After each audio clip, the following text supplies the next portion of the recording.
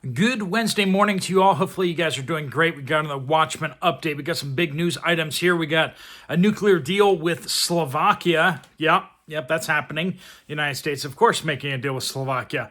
We got a Canadian dictator arriving in Washington, D.C. Yeah, we got some things to say about that. We got the juice spilled on the Biden crime family from the U.S. State Department and their released cables. We got FBI agents who spied on senators getting fired. Mexico is scared of the new U.S. tariffs and the Insurrection Act.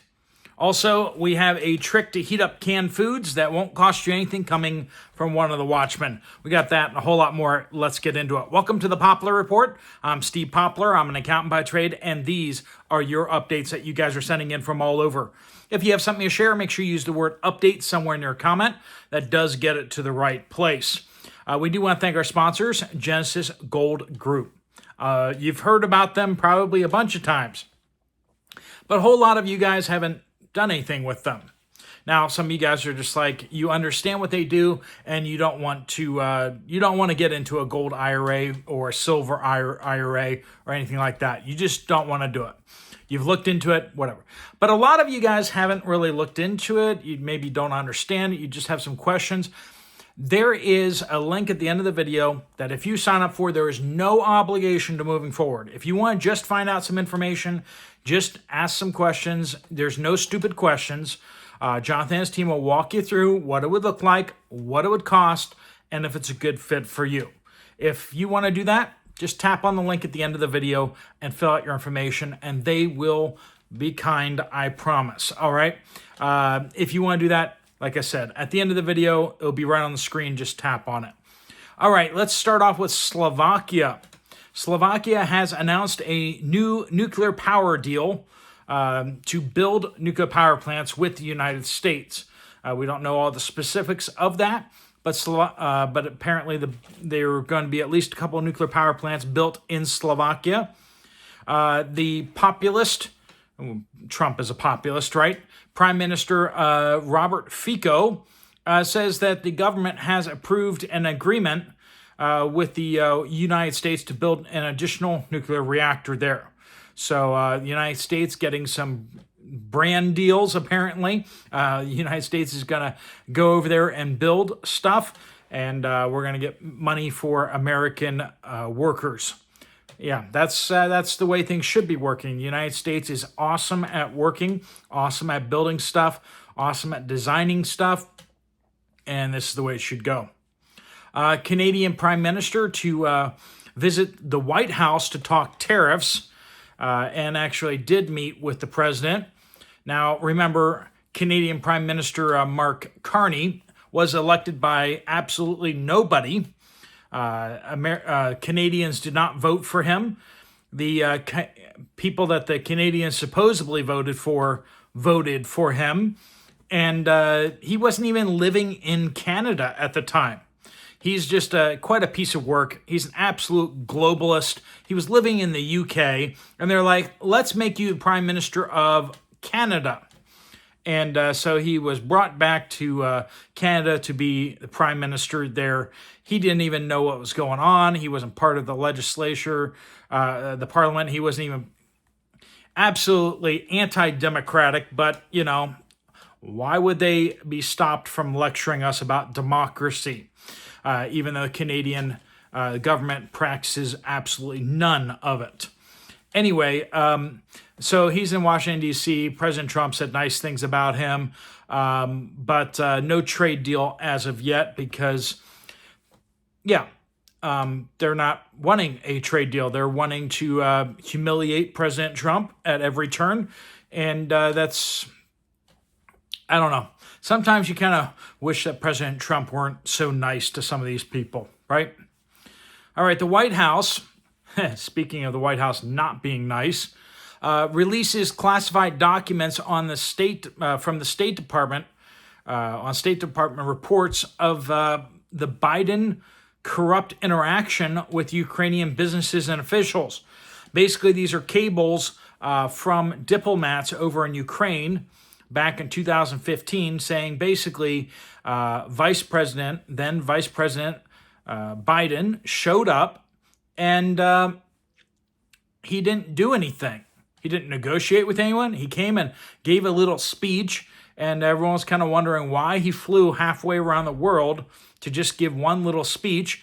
And even the Ukrainians were thinking, this is really corrupt. He's just here to meet with Burisma and these other money launderers. And basically the Ukrainian government was of the opinion that Biden was there to launder money for himself. And that's what his son was there for, too. And they were warning the other people at the U.S. Embassy there, hey, that doesn't seem right to us. When the Ukrainians, one of the most corrupt countries on the face of the earth, is saying, you might be doing corruption here, you know it's bad. Also, interestingly, the Obama administration and later the Biden administration hid these cables, hid these reports from being distributed. All right, FBI agents who spied on Republican senators. Doesn't that sound bad? It's as bad as it sounds, and it's actually worse. They also spied on organizations like Charlie Kirk's Turning Point. Well, the ones that spied on senators have been fired.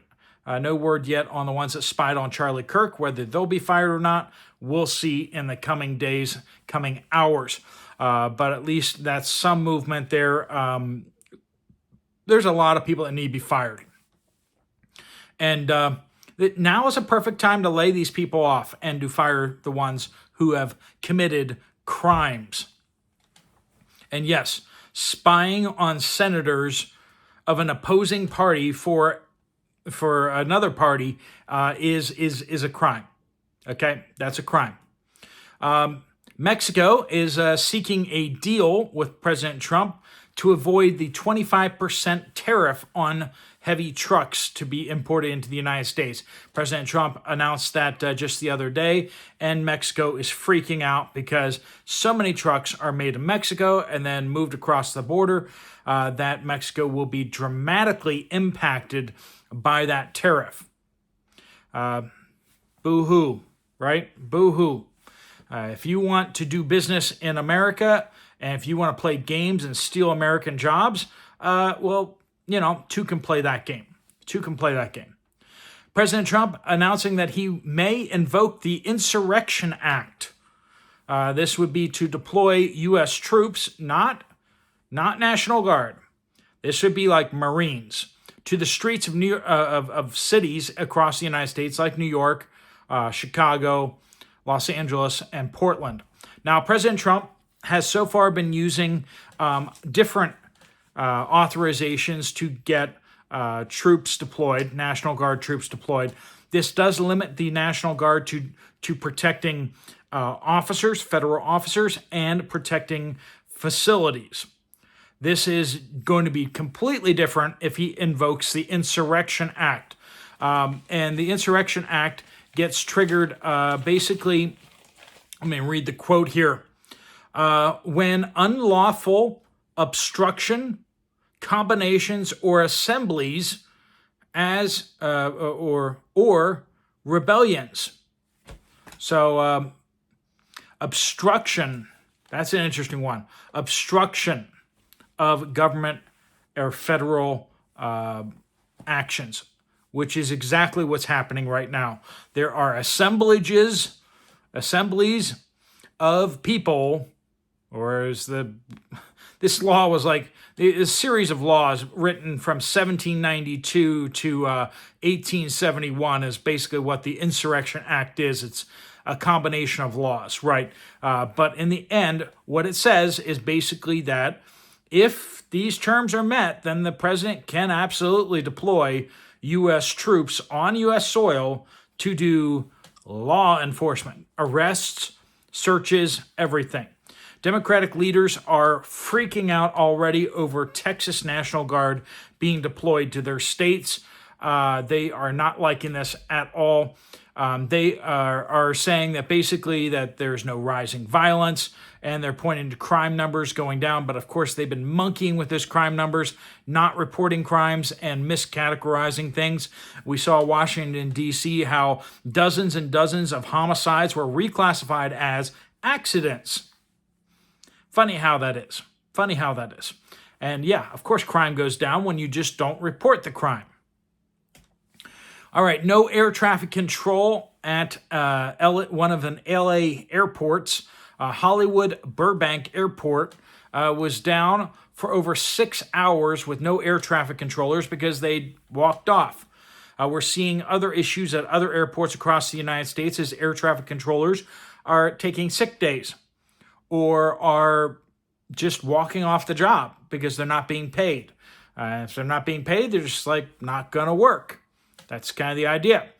And we're seeing impacts to a lot of airports across the United States because of this. So if you're flying, be aware of that. I'm actually flying later today, so I have to watch out for that myself.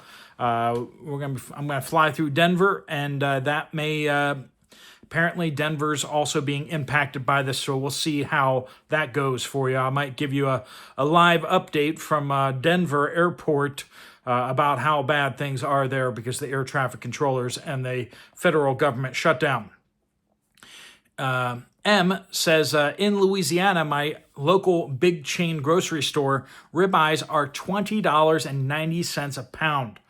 We're seeing steak prices, beef prices going up across the board for sure. Mama Bear says, concerning that the birds aren't eating the bread, but more concerning that they aren't treating themselves to our organic sunflowers in the garden. Very concerning. What is up with birds? Why aren't they eating? And why aren't they particularly eating bread out there? Kellyanne says RFK put out a report on bread and the new additives that are being put in that is so bad for you. We saw this that RFK was doing that, actually putting out a report here. Let me read that to you here.